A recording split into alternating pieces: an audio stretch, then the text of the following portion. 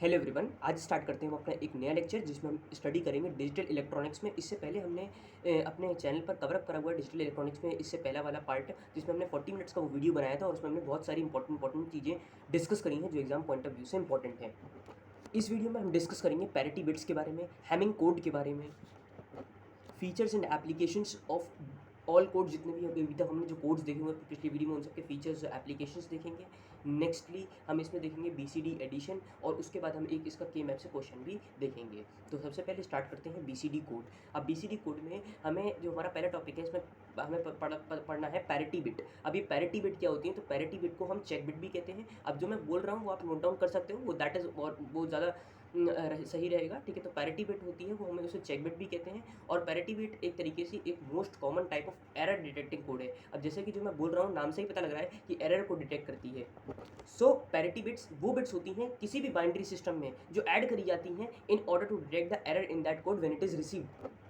Clear है? तो parity bit क्या है? कोई भी एक चेक बिट है। Parity bit or a check bit is a bit that is used, that is a simple type of the error detecting code and it is used to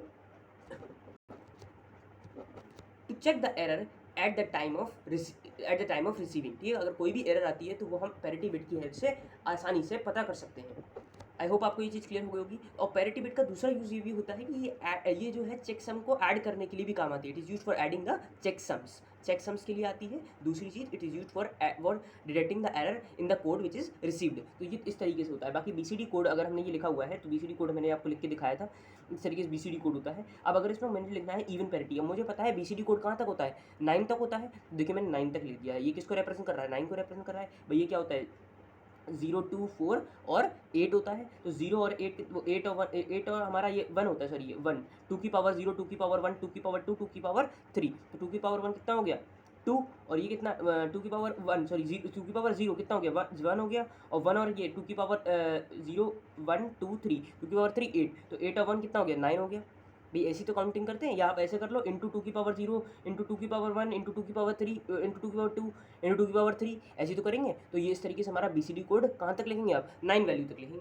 अब BCD code with even parity में क्या है कि भाई even parity में क्या होता है कि हम जो भी पैरिटी बिट ऐड करते हैं, यहाँ पे देखो मैंने ये पी लिख रखा है, तो ये जो पी है ये इसे रिप्रेजेंट कर रहा है कि मैंने पैरिटी बिट इधर लगाई हुई है। क्लियर है? हमेशा कोड के स्टार्टिंग में आ जाएगी। क्लियर है? अब स्टार्ट करते हैं। तो अब इवन पैरिटी का मतलब होता है कि अगर यहाँ पे 1 कितने हैं? 1 है। तो अगर एक 1 है तो इसको इवन बना दो, इसको इवन बना दो। 1 क्या है? ऑड नंबर है। भाई ये जो 1 है ये 1 ऑड नहीं, इसका काउंट कितना है इस पूरी में? इस पूरी में अगर देखो तो इसका काउंट एक ही तो है, और एक क्या होता है? Odd number. तो इसको इवन बना दो। 1 एक ऐड कर दिया हमने। अब यहाँ पे देखो, यहाँ पे एक 1 है तो हमने फिर से 1 ऐड कर दिया। यहाँ पे 2 1 थे इसलिए जरूरत नहीं थी तो इसलिए 0 ऐड कर दिया। तो इस तरीके से पैरिटी बिट इवन चल रही है। ऑड में क्या हो रहा है कि अगर यहाँ पे देखिए एक भी 1 नहीं है, मतलब 0 है, मतलब 1 का काउंट कितना है? 0 है। और 1 का काउंट 0 मतलब 0 क्या है? डिविजिबल बाय 2 है, that it is even. Even क्या है? इवन थोड़ी को बनाना है हमें, और पैरिटी बनाना है, तो पैरिटी बिट में 1 ऐड कर देंगे। क्लियर हो गया? इसी तरीके से इसमें 1 में यहाँ पे तो ये ऑड ही है तो 0 ऐड कर दिया, यहाँ पे भी ऑड है तो 0 ऐड कर दिया, यहाँ पे 2 1 है तो 1 ऐड करके 3 बन गया तो ये ऑड हो गया। इस तरीके से सबके हमने लिख दिए हैं। तो इसका हमने एक बेसिक्स आइडिया आपको दे दिया कि जिसमें BCD code with even parity and BCD code with odd parity. Parity आपको समझ में आ गया? पैरिटी क्या है? कोई भी चेक बिट होती है, या हम इसे कह सकते हैं ये पैरिटी बिट होती है जो एक तरीके से सिंपल एरर डिटेक्टिंग कोड है जो एरर को डिटेक्ट करती है व्हेन इट इज रिसीव्ड। ठीक है? या ये डिजिटल चेक सम्स को ऐड करने के लिए भी काम आती है। अगला है it is use to identify. अगला दैट इज हमारा टॉपिक है हैमिंग कोड, और हैमिंग कोड के अंदर अब हम ये सब चीज़ें पढ़ेंगे। तो सबसे पहले बहुत इंपॉर्टेंट क्वेश्चन इसके ऊपर आता ही आता है, ठीक है? तो इसको ढंग से समझिएगा। It is use to identify which bit is in error. तो ये नाम से ही पता लग रहा है हैमिंग कोड है, और अभी हमने पैरिटी बिट पढ़ा है तो उसी के बेस के ऊपर है। तो ये किस लिए काम आता है? Is use to identify which bit is in error. Clear है? अब हमसे कह रहा है अगर n plus k less than equals to 2k minus 1, ये इसका एक तरीके से जनरल जो फॉर्मूला हम कहेंगे तो ये वो है। और डेटा जो है वो हमारा n बिट्स का 10 1 0 1 0 1 1 0, मान लीजिए कोई भी एक डेटा है, तो n जो है वो इसकी लेंथ होगी डेटा की या डेटा बिट्स की, कि यहाँ पे जो रिप्रेजेंट कर रहा है वो है पैरिटी बिट को, और n प्लस के रिप्रेजेंट कर रहा है लेंथ ऑफ हैमिंग कोड को। तो this is the most common types of the error correcting code which are based on the codes divide with the RW Hamming. तो Hamming code किसने दिए थे? आरडब्ल्यू हेमिंग में। Secondly in the Hamming code के parity bits are added to N N bit data word, मतलब अगर N bit data word दिया हुआ है तो उसमें उतनी के पैरिटी बिट्स लगेंगी। अब कैसे पता लगेगा कितनी पैरिटी बिट्स लगनी है तो वो समझिएगा। तो देखिए अगर डेटा बिट मान लीजिए 4 है तो मैंने के लिख रखा है, पैरिटी बिट इक्वल्स टू 3 कैसे लिख रखा है तो वो चीज़ को समझते हैं। तो पैरिटी डेटा बिट्स कितनी है? 4 है, 4 है ना। तो मैं अगर कहता हूँ कि 2 की पावर 3 क्या होता है? 8। तो आपको ऐसा देखना है ये पावर कि ये नंबर जो है वो इस नंबर से छोटा हो, इस नंबर से छोटा हो, दैट इज़ 4 जो है वो 8 से छोटा है और 2 की पावर 3 जा रहा है, 2 की पावर 3 जा रहा है। तो ये क्या दिखा रहा है कि 3 इसमें पैरिटी बिट्स ऐड होंगी। ये पहला कंसेप्ट हो गया। आगे बढ़ते हैं। Those position number with the powers of 2 are reserve for the parity bit. और जो पोजीशन, अब ये क्या चल रहा है, ये हमारी पैरिटी बिट्स चल रही है, तो जितनी भी पोजीशन 2 से पावर होंगी उनको हम रिजर्व करते हैं पैरिटी बिट्स के लिए। अब इस चीज़ का एग्जाम्पल भी आपको दिखाऊंगा तो ज़्यादा क्लियर रहेगा। The remaining bits are the data bits, the code can be used. मान लीजिए अगर डेटा बिट्स की लेंथ 11 है, तब आप क्या इस्तेमाल करेंगे पैरिटी बिट की? पैरिटी बिट की वैल्यू इस्तेमाल होगी 2 की पावर 4, क्योंकि वो क्या होता है 16। 2 की पावर 4 क्या हो जाएगा 16, भाई 2 टू 8, 8 टू 16 हो गया, ठीक है, तो 16 हो गया और 11 क्या है 16 से छोटा है, इसलिए तो नंबर ऑफ पैरिटी बिट्स कितनी हो जाएंगी 4 हो जाएंगी। अब इसमें एक फॉर्मूला होता है P1 इक्वल्स टू ज़ोर ऑफ 357। अब ये फॉर्मूला है ये आपको याद कर लेना है, क्योंकि बिल्कुल सिंपल से क्वेश्चन है, इनके ऊपर ज़्यादा आपको डीप में नहीं जाना है, बहुत ज़्यादा डीप में जाने की जरूरत नहीं है। याद करने का भी बहुत सी आसान सी ट्रिक है कि अगर आपको P1 बिट निकालनी है, P1 बिट मैंने आपको बताया अगर 4 डेटा बिट है तो 3 P होंगे, भाई 3 पैरिटी बिट्स होंगी, तो P1 की वैल्यू जो होती है वो होती है ज़ोर ऑफ 357। अब ये 357 क्या है, तो ये 357 डेटा बिट्स से लिया गया है, 357 हमने डेटा बिट से लिया है, तो अब हम क्या करेंगे 357 का जोर कर देंगे। आगे बढ़ते हैं, P2 जोर कर देंगे 367 का, और जब ये सब हो गया तो 567 का कर देना, 567 का कर देना, इससे P3 मिल जाएगी for parity bit equals to 3। बस जहाँ पे parity bit greater than equals to 3 है, ठीक है, वहाँ तक के लिए तो वो सॉरी इक्वल्स टू 3 है, वहाँ तक के लिए तो ये है, बट अगर ग्रेटर देन 3 है तो हमारे पास ये वाला फॉर्मूला आ जाता है 3 5 7 9 11 13 15 जोर ऑफ 3 6 7 10 11 14 15। मतलब एक तरीके से 3 5 7 9 सारे ऑड नंबर हैं, सारे ऑड नंबर चल रहे हैं। अब 3 के बाद एक स्किप कर दो, 5 में 6 कर दो, 7 को ऐसी रहने दो, 9 का 10 कर दो, 11 को ऐसी रहने दो, 13 को 14 कर दो, 15 को ऐसी रहने दो। क्लियर हो गया? ये हमने P1 और P2 आपको याद करने का तरीका बता दिया। अब P4 समझो, 5 6 7 5 6 7 और फिर क्या हो रहा है 12 13 14 15, ये ऐसे याद कर लो 5 6 7 12 13 14 15, और लास्ट वाले में कुछ नहीं 9 से स्टार्ट हो रहा है 15 तक जा रहा है, 9 10 11 12 13 14 15। मैंने आपको चारों बिट्स याद करने का तरीका बता दिया। आगे बढ़ते हैं। आगे देखिए हमारे पास है, मान लीजिए डेटा कोई भी एक क्वेश्चन ले लिया है कि डेटा कोई भी एक ट्रांसमिट हुआ है यूजिंग द हेमिंग कोड, तो ये हेमिंग कोड हमें ट्रांसफर हुआ है। अब जो हेमिंग कोड होता है तो वो हमारा अभी डेटा बिट्स को रिप्रेजेंट कर रहा है। तो अगर ये डेटा बिट्स को रिप्रेजेंट कर रहा है तो हम क्या करते हैं, हमें पता है कि 4 डेटा बिट में 3 पैरिटी बिट्स होती हैं, और 3 पैरिटी बिट्स में एक को मैंने क्या बताया था 2 की पावर में होते हैं, तो 2 की पावर 0 कितना हो जाएगा P1, 2 की पावर 0 1 तो P1 नाम दे दिया, 2 की पावर 1 2 होता है तो P2 नाम दे दिया, 2 की पावर 2 4 होता है तो देखो D3 को D3 में हमने 1 लिख दिया, यहाँ वाले 1 से 1 लिख दिया, और P4 को खाली छोड़ दिया, वो हम निकालेंगे सब। D5 वही भर दिया, D6 वही भर दिया, D7 वही भर दिया, क्योंकि हमें पता है 3 पैरिटी बिट्स हैं और पावर्स ऑफ 2 में है तो इसलिए इस तरीके से भरी गई हैं। आगे बढ़ते हैं, तो P1 की वैल्यू निकाल ली है ठीक है, तो P1 की जब हम वैल्यू निकालेंगे तो कैसे निकालेंगे, देखिए बहुत आसान है कि अगर हम P1 की वैल्यू निकालेंगे तो अभी हमने फॉर्मूला देखा क्या कि दैट इज जोर ऑफ 357, तो अब हम क्या करेंगे जोरिंग कर देंगे 357 की, तो 3 कितना है 1 और 5 और 7 का जोर, तो 1 1 1। अब जोर का मतलब आपको पता होना चाहिए, अगर ऑड नंबर ऑफ 1 है तो 1 आएगा और इवन नंबर ऑफ 1 है तो 0 आ जाएगा। तो देखिए 1 1 1 3 बार आ रहा है तो आंसर 1 हो गया। 3 6 7 का करेंगे तो 2 मिल जाएगा, तो 1 0 1, यहाँ पे इवन नंबर ऑफ 1 है तो आंसर 0 आ गया, यहाँ पे भी इवन नंबर ऑफ 1 है तो आंसर 0 आ गया, दैट इज P4। क्लियर हो गया? तो ये जो है हमारा डेटा है कोई भी जो ट्रांसमिट हो रहा है यूजिंग द हेमिंग कोड, मतलब ये हमारे पैरिटी बिट्स का डेटा आ गया। अब देखिए क्वेश्चन जो है वो कंप्लीट नहीं हुआ था, वो जो मैंने दिया था वहाँ से तो सिर्फ पैरिटी बिट निकालने का एक आइडिया था। अब इसी क्वेश्चन को हम आगे लेके चलेंगे, भाई यही तो आया था। अब जो नया कोड आएगा उसमें P1 की वैल्यू 1 थी, P2 की वैल्यू 0 थी और P4 की वैल्यू भी 0 थी, बाकी तो 1 1 0 1 वैसे चलेगा।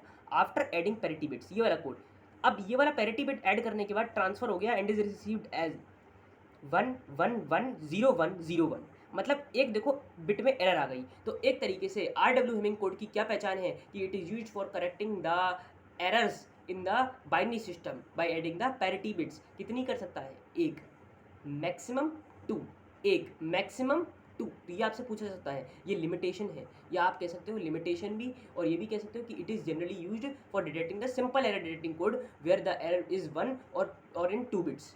क्लियर है? अब इसको करेक्ट कैसे करते हैं, तो उसका भी जो फॉर्मूला है तो उसको पहले तो हम रिप्रेजेंट करते हैं C से। C होता है करेक्शन बिट, तो अगर मैं 1 की बात करूंगा तो C1 हो जाता है जोर ऑफ 1357, जोर ऑफ 1357। तो जोर ऑफ 1357 कैसे पता लगा, 357 तो वहीं से लगा, जिस भी बिट के लिए निकालना है उसका नंबर यहीं पे ऐड कर देना है। 1 के लिए निकालना है तो 1 ऐड कर दिया, 2 के लिए निकालना है 2 ऐड कर दिया, 4 के लिए निकालना है तो 4 ऐड कर दिया। अब देखो यहाँ पे भी आप इसको इसी तरीके से डिवाइड कर लेना, तो अब देखो 1357, तो ये क्या है 1 3 5 7, सारे 1 है, और इवन नंबर ऑफ वन है, 4 वन आ गए तो आंसर 0 आ गया। क्लियर है? जोर में यही होता है, इवन नंबर ऑफ वन है तो 0 आएगा, ऑड नंबर वन है तो 1 आ जाएगा। यही हमने C2 के साथ भी करा, यही हमने C4 के साथ करा। अब इसको लिखते कैसे हैं? C1 C2 C4 C8 C16 इस तरीके से, C1 C2 C4 C8 C16 2 के पावर्स में।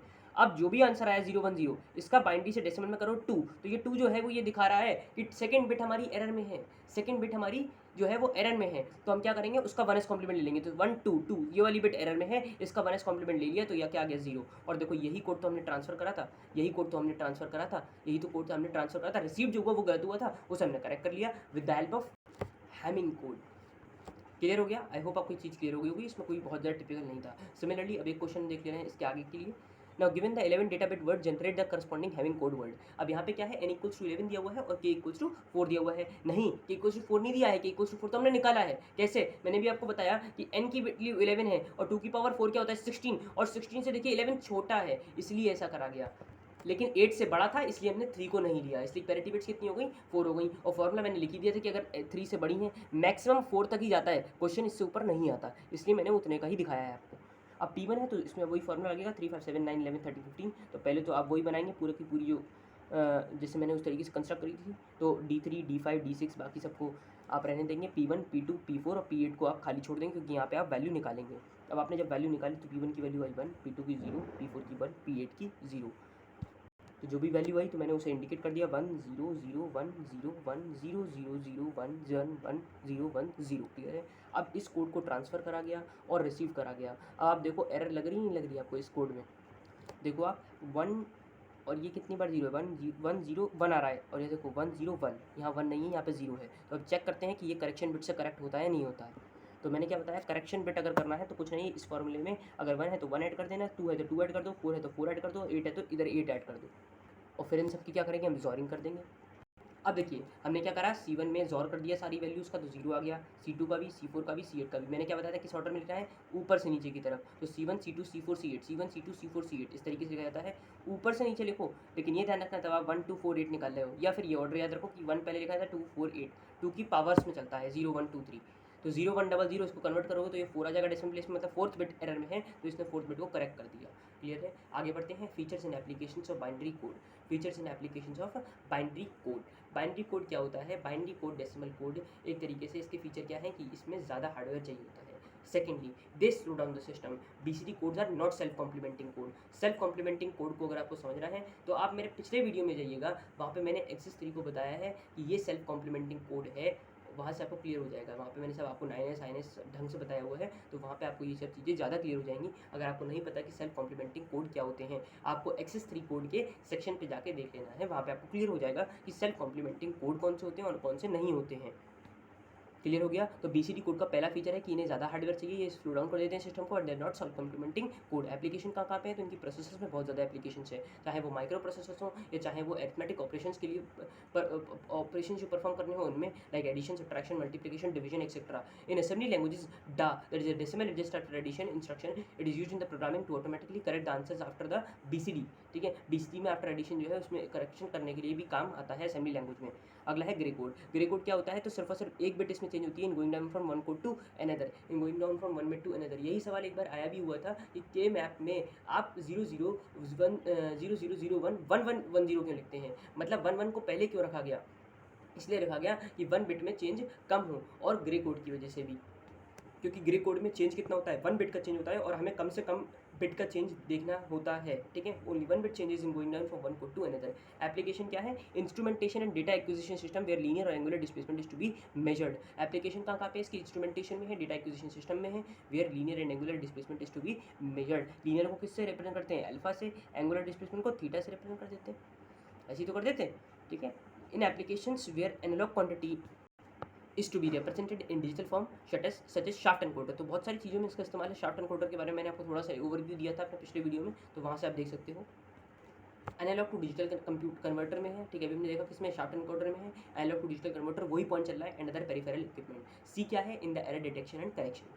थर्ड है एक्सेस 3 कोड। थर्ड क्या है? Excess 3 code. तो इसमें क्या है? ये अनवेटेड कोड्स होते हैं and they are self complementing codes. Application कहाँ पे है? Used in some old computers due to its self-complementing property. Next we have the ASCII code. ASCII code क्या होते हैं? We can represent the number alphabets and special character को हम represent कर सकते हैं। एप्लीकेशंस कहाँ पे हैं? That used in maintaining databases to keep the records of an organisation. 8421 एक सेल्फ कॉम्प्लीमेंटिंग कोड है। अगले क्वेश्चन से हमारे पास minimisation of the Boolean algebra function, very important, और ये 1 मार्क्स में या 2 मार्क्स में क्वेश्चन आता है।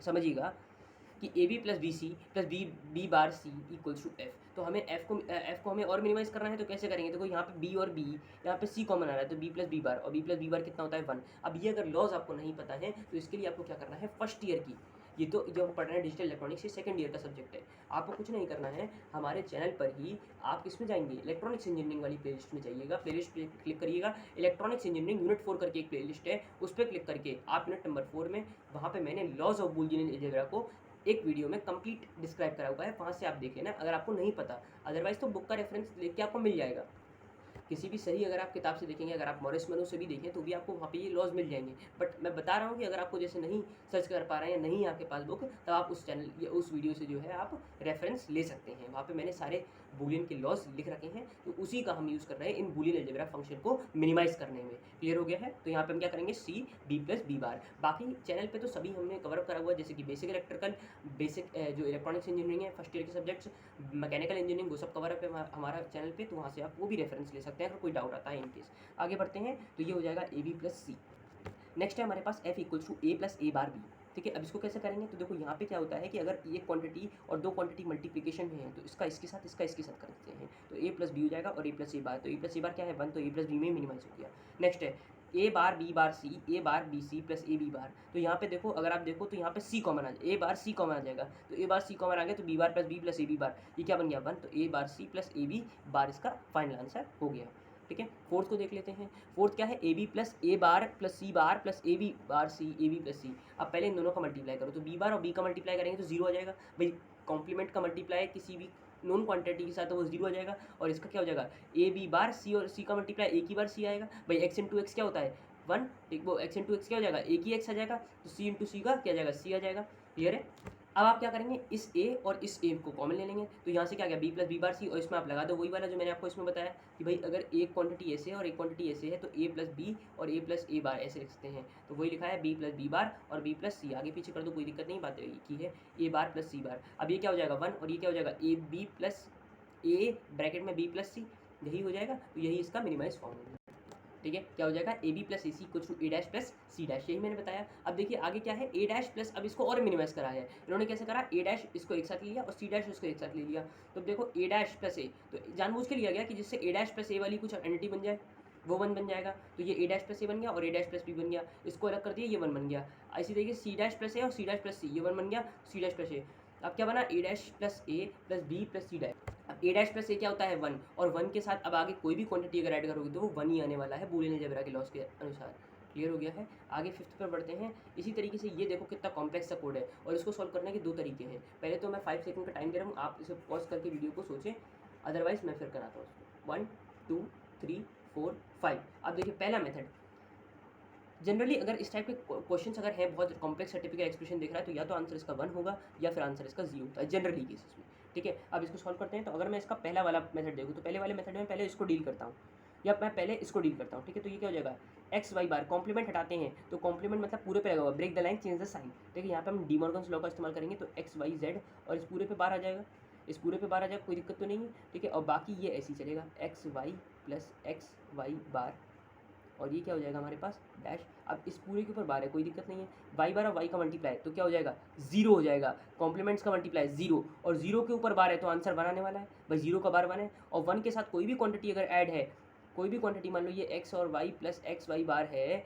ठीक है, इस पूरे के साथ कोई भी क्वांटिटी ऐड है, तो क्या आंसर आने वाला है, क्या आएगा बताओ, 1 आ जाएगा, और 1 का कॉम्प्लीमेंट क्या होता है 0 होता है, तो ये इसलिए आ गया क्योंकि बाहर का कॉम्प्लीमेंट लगा हुआ था। अगला मेथड समझिए, अगला मेथड क्या है, मैं इसको नहीं कर रहा हूँ, इसको सिंप्लीफाई कर रहा हूँ, तो ये कितना हो गया, एक्स वाई बार प्लस एक्स वाई जेड बार। ठीक है, और मैंने अब इसको सिंप्लीफाई करा, तो ये देखो ये क्या बन गया, ये एक्स ऐसी रहने दो, ये वाई प्लस एक्स कर दो, और ये कर दो वाई प्लस वाई बार, वाई प्लस वाई बार, और इस पूरे का कॉम्प्लीमेंट चलेगा। ठीक है, आगे बढ़ते हैं। अब ये क्या हो जाएगा, एक्स वाई बार प्लस एक्स वाई जेड, इसको तो हम टच ही नहीं कर रहे हैं अभी। ठीक है, एक टर्म को छुआ है, तो ये क्या हो गया, एक्स वाई प्लस एक्स, कोई दिक्कत नहीं है, तो ये बनेगा एक्स वाई प्लस एक्स, ये 1 बन गया। अब इस पूरे का कॉम्प्लीमेंट चलेगा।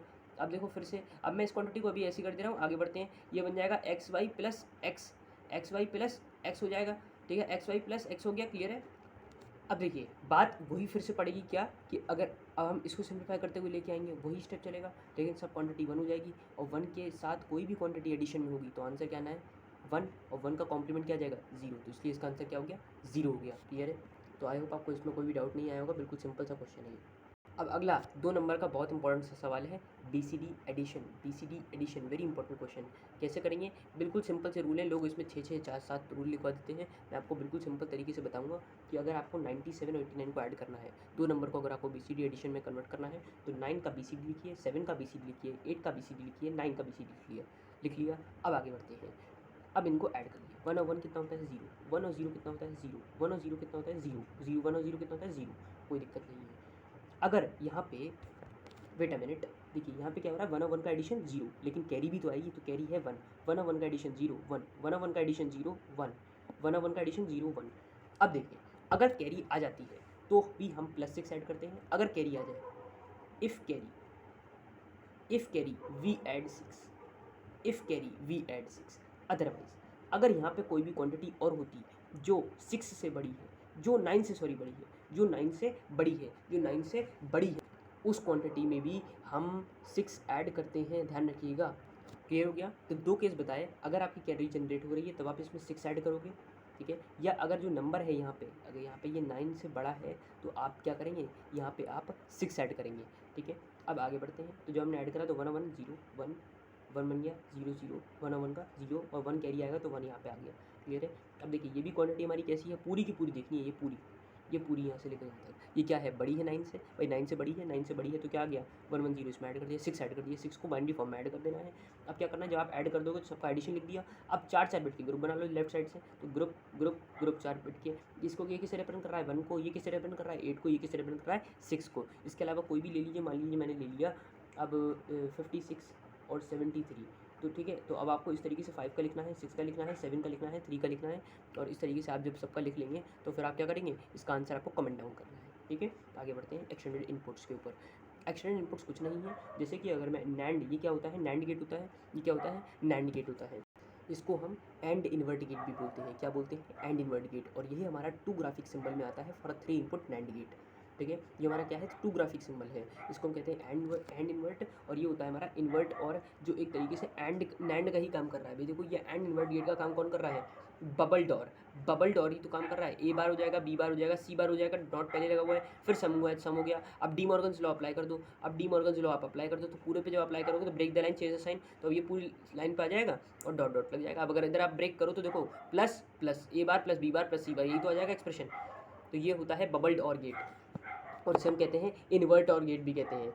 तो ये हमारा 2 ग्राफिक सिंबल है for 3 input NAND gate. Bubble OR gate is equivalent to NAND gate, NAND gate की तो बराबर है भाई, देखो आप नैंड गेट ही तो हो रहा है ये, ठीक है। तो इस तरीके से अगला है implement the following Boolean function with NAND gate. वैसे तो केमैप के बहुत सारे क्वेश्चंस मैंने आपको कराए हैं electronics engineering unit 4 first year वाली प्लेलिस्ट में, तो वहाँ से भी आप चेकआउट कर सकते हैं अगर आपको केमैप आता ही नहीं है बिल्कुल तब, ठीक है। अदरवाइज अगर आता है तो कुछ नहीं करना है, 3 वेरिएबल है, 3 वेरिएबल के लिए केमैप कितना जाता है 2 की पावर 3 = 8। क्लियर है? तो 8 इसके जो है बॉक्सेस बनेंगे, और बाकी इसमें 1 2 3 4 5 7 पे हम क्या करेंगे, सिग्मा दिया हुआ है तो 1 फिल करेंगे, तो इसलिए हमने 1 फिल कर दिया है। बाकी जब फिलिंग कर देंगे तो ये 0 1 2 3 4 5 6 7 इस तरीके से होता है। तो पहला क्या है 1, तो 1 पे हमने क्या फिल कर दिया, तो 1 क्या होता है, मतलब एक तरीके से हमने 1 2 3, तो 0 1 2 3, तो 1 पे फिल कर दिया 1, 0 1 2 3, तो 2 पे भर दिया, 3 पे भर दिया, 4 5 6 7, तो 4 5 7 पे भर दिया। क्लियर है? अब ये क्या बन गया पेयर, ये क्या बन गया पेयर, और ये क्या बन गया क्वाड बन रहा है। तो इन सब के लिए हमने नेमिंग कर दी, ये बन गया हमारे पास एक्सप्रेशन, ये हमारे पास एक्सप्रेशन बन गया। इसको हमने प्लॉट कर दिया एक्स वाई बार। अब एक तरीका ये भी है कि अगर आपको इसको अगर इम्प्लीमेंट करना हो तो जनरली आप वाई बार डायरेक्टली लेके भी कर सकते हो और एक्स बार डायरेक्टली लेके भी कर सकते हो आप, अगर नॉट नहीं भी लगाओ। इसको कहते हैं 2 लेवल इम्प्लीमेंटेशन, इसको कहते हैं 2 लेवल इम्प्लीमेंटेशन। एक लेवल पे तो ये हो गया गेट्स और दूसरे लेवल पे ये हो गया गेट्स। क्लियर हो गया? ये होता है हमारा 2 लेवल इम्प्लीमेंटेशन। डायरेक्टली हम ऐसे भी कर सकते हैं, ठीक है। अदरवाइज लिख के भी आता है तब भी आप ऐसे कर सकते हैं। बाकी इसको अगर आपको जैसे बबल डॉर से बनाना है, अगर आपको उसको बबल डॉर से बनाना है तो बबल डॉर में क्या होती है, सीधे सीधे एंडिंग होती है, वही सीधे सीधे एंडिंग ही तो हो रही है। तो आपको क्या करना है, इस प्लस वाले साइन को सारा कन्वर्ट करना है डॉट में। तो क्या करेंगे, डबल बार ले लेंगे, यही तो करते हैं, कॉम्प्लीमेंट लॉ को फॉलो करते हैं। ये सब लॉज ऑफ बूलियन अलजेब्रा के क्वेश्चन हैं, ठीक है। तो एक तरीके से वहाँ से हमने break the line change the sign, तो ब्रेक द लाइन डॉट कर दिया, ब्रेक द लाइन डॉट कर दिया, ब्रेक द लाइन, ठीक है। तो बाकी पूरे के ऊपर बार है, तो देखो पहले एक्स बार वाई का बना दिया, इसकी एंडिंग कर दी, एक्स वाई बार के ऊपर बना दिया, फिर जेड के ऊपर बना दिया, जेड के ऊपर बार लगा दिया, और लास्ट में हमने क्या बना दिया यहाँ पे ये पूरा एंड गेट। तो ये क्या है, 2 लेवल इम्प्लीमेंटेशन, एक लेवल ये हो गया, दूसरा लेवल ये हो गया। इधर आप क्या बना सकते हैं, बबल डोर, बबल डोर भी बना सकते हैं। क्लियर है, यहाँ पे आप क्या बना सकते हैं, बबल डोर। और बबल डोर किससे रिप्रेजेंट करेगा, यहाँ पे जो बबल डोर हमारा होगा गेट, वो जो बबल डोर है वो भी हमारा रैंड के इक्विवेलेंट अभी हमने देखा था, तो इसलिए हम यहाँ पे वो भी रिप्लेस कर सकते हैं। कैसे करेंगे, ये डबल, ये डॉट, ये डॉट, ये डॉट, और इस तरीके से, इस तरीके से तो आएगा, आउटपुट इस तरीके से आ जाएंगे, तब भी हमें जो आउटपुट मिलेगा वो क्या मिलेगा, यही मिलेगा, और जो एफ के बराबर है, क्योंकि हमने डबल कॉम्प्लीमेंट लॉ को फॉलो करवाया है। क्लियर हो गया है, तो इसमें कोई भी डाउट नहीं होना चाहिए, सिंपल है बिल्कुल। तो आई होप आपको ये पूरा वीडियो क्लियर हो गया होगा, जिसमें हमने बिल्कुल बेसिक चीज़ें समझी हैं, इंपॉर्टेंट चीज़ें समझी हैं, आई मीन कोड के बारे में समझा हुआ है, ठीक है, फीचर्स देखे हुए हैं, एप्लीकेशंस देखी हुई हैं सबकी, ठीक है, तो इन सबको देख लीजिएगा। बाकी तो इसमें बहुत आसान सा क्वेश्चन था, बाकी कोई डाउट आया तो कमेंट सेक्शन में आप पूछ सकते हैं। आज के लिए इतना ही रखते हैं, thanks for watching, have a nice day. अगले वीडियो में ध्यान रखिएगा, इससे ज़्यादा और इंपॉर्टेंट टॉपिक आ रहा है, that is the converters. Converter में हम BCD to excess, excess to BCD, ठीक है, BCD to Gray, Gray to BCD, ये सारे कोड्स को डिस्कस करेंगे। क्लियर है, तो वो देख लीजिएगा। और लास्ट टॉपिक जो इस चैप्टर का बचेगा, फिर बचेगा कॉइन मैकलेक्स की टैबुलर मेथड, तो वो हम इसमें कवर करेंगे।